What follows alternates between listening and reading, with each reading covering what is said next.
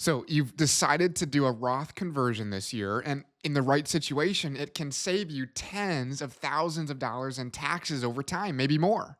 But here's the thing: most people wait until year end to pull the trigger on their Roth conversion. But there's a big potential downside that almost nobody talks about. Hi, I'm Jordan Lehman, founder and financial planner at True Wealth Retirement Partners. And every day I help my clients create steady retirement income, invest smarter, and pay less in taxes. And I want to share what's working for them so that you can retire with confidence too. So stick around. I'll show you how just a little timing flexibility can potentially give Roth conversions a serious boost. So let's start with the obvious. We're not talking about whether you should do a Roth conversion. Let's assume you've already run the numbers, you've figured out that paying some taxes now to move money into a Roth and letting it grow tax free makes long term sense for your situation. Well, awesome. Now, what comes next is the big question: when should you actually do it? Well, timing your Roth conversion might seem like a minor detail, but it can make a huge difference in how many shares you get into your Roth account and how much future growth escapes future taxation. Now, most people and even a lot of professionals simply default to doing Roth conversions at the end of the year. And hey, there's a good reason for that. At year end, your income picture is a lot clearer.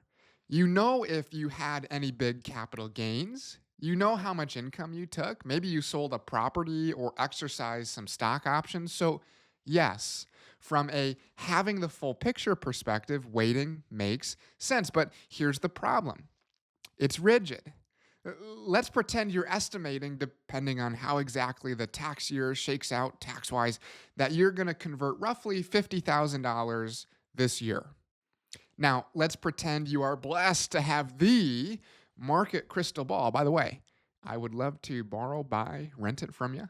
And you knew, somehow you knew there was going to be a mid year market crash. Wouldn't you want to perform your Roth conversion when the market is down? Now, stick with me. Why, you might ask? Well, you can convert more shares for the same $50,000 total when the market is down versus when the market is up. Now, two quick caveats here. One, I do not, get this, believe that you or anyone can consistently predict what markets will do, and trying to do so is a loser's game. That's not at all what I'm talking about here. So, more on that in a second.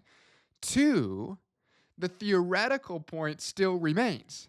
It is mathematically optimal to do a Roth conversion when the market is down. So let me show you.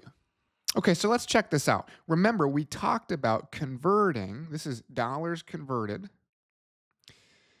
$50,000. All scenarios exactly the same amount. And remember, what's going to show up on the tax return as a taxable conversion? The amount in dollars that you convert. So every scenario here is 50,000 converted, $50,000 taxable hit. Well, what's the impact at various market prices? I.e., how many shares are you getting for your $50,000? Let's just use a real simple example. Assume you have a portfolio, $100 per share that you're looking at converting. Well, for $50,000, that'd be 500 shares. Well, what if the market increased by year end? Again, we can't know, but let's just look at this. A 10% increase, now $100 per share is 110. And now for the same dollars converted, same tax impact, you only got to convert 454 shares. A 20% increase, only 416 shares. Well, what if there was a 10% decrease? Again, you convert $50,000. There's a $50,000 tax hit, but now you were able to shift 555 shares to Roth. See what I'm getting at? What about a 20% decrease? Now you got to shift 625 shares for the same tax hit. Get this, I'll read it. Not all Roth conversions get the same amount of juice, i.e., number of shares moved to Roth, for the same squeeze, i.e., the amount you pay taxes on. So I want to break this down further, but by the way, if you want my help thinking through if, how much, or when a Roth conversion might make sense for you, go ahead, click the link in the description to schedule a call with me, and I'd love to help. So if we get more shares converted for the same tax outcome, just simply wait for the market to pull back, then do your Roth conversions. Real simple, right? Well, back to the points I articulated earlier, we don't know two pretty critical things. What the market will actually do, it's futile to guess, and how our tax year will turn out exactly. So what then do we do? Well, here's how I think about the timing of Roth conversions for my clients. Instead of setting a date for your Roth conversion, i.e., Q4 or end of year, set a rule.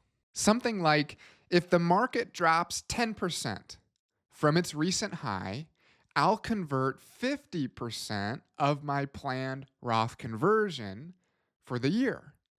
Then I'll reassess in December, October, November, December, based on my tax picture and convert the rest if it makes sense. See how that's rules based, not predictions based? There may not be a 10% drop. Most years there are in the year, and you end up converting everything at the end. We can't know. But if you give yourself that flexibility, get this strategy gives you both flexibility, i.e., you leave some margin for the unexpected capital gain or income inflow by year end, and it gives you market awareness, converting shares to Roth when the market is down relative to its recent high, all in a systematic and rules-based approach that doesn't leave you trying to predict the future. It's a pretty powerful combo. If this, then that. So let me know if this sparks some ideas for your own strategy, and I'll see you in the next one.